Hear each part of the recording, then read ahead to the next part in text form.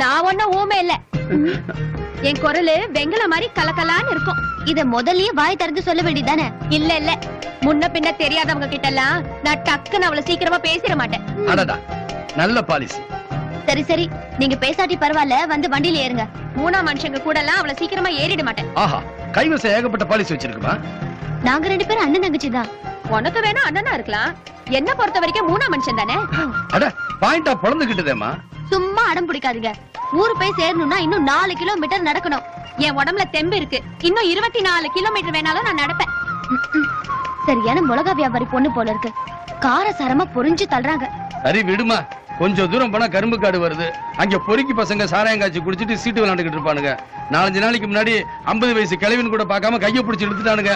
இது வயசு பொண்ணு, தளதளன்னு வேற இருக்கு, அங்க போனாதானே வேடிக்கை இருக்கு. என்கிட்ட யாராவது வாலாட்டினா ஒரே ஏத்தா ஏத்திடுவேன்.